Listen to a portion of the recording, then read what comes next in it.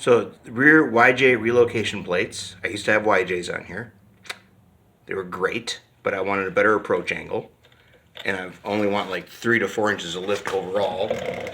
Keeping it low, keeping well armored, keep it tough and simple. That's my strategy, and it works great. The arms are from the rear of a 99 tracker, Geo tracker, or Suzuki Sidekick, or Chevy ZR, whatever. I don't know. You can see the upper stability link on the radius arm is another tracker arm cut down with a 3/4 inch heim.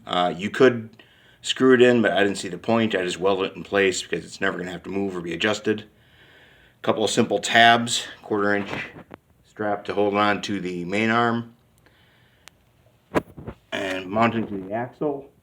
Plates I just made, as you can see, to locate the axle on both sides, of course, like that. The shock is from a 96, the rear of a 96 Ford Ranger. Doesn't matter if it's 2-wheel drive, 4-wheel drive. The upper shock mounts I made myself a few years back. The chain limiting strap is on there because it will flex too far and destroy the bushings. As it is now, it flexes just as far as my YJs ever did, and a lot smoother and a much, much better approach angle. Because real estate is premium, to get that everything mounted on there, I had to hide that in there. So the lower shock mount, as you can see, is stood off a little, and some really questionable welding on that link on everything. The lower cup for the spring, you could buy off the shelf really easy. They're cheap.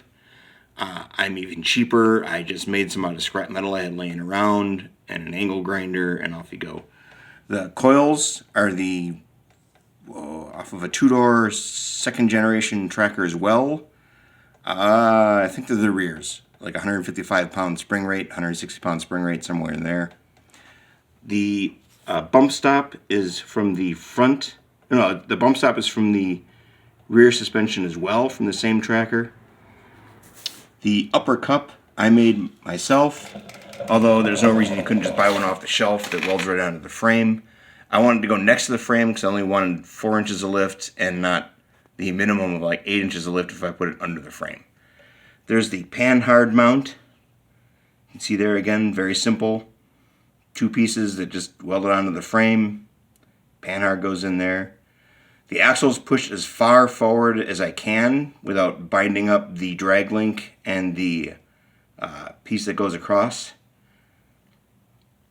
against anything. And I very much like it. My approach angle is about 80 degrees, so I can pretty much get up to anything. In the front view here,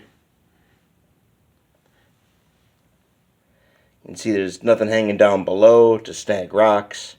Slides along really nice. Inside view, the upper panhard mount. There's the panhard mount. There's my finger.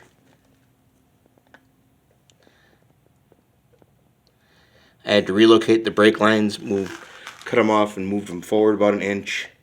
No big deal.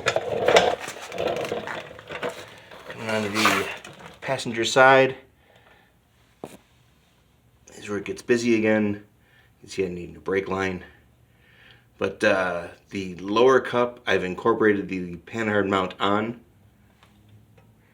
And that's got plenty of surface and weld space and holds quite securely.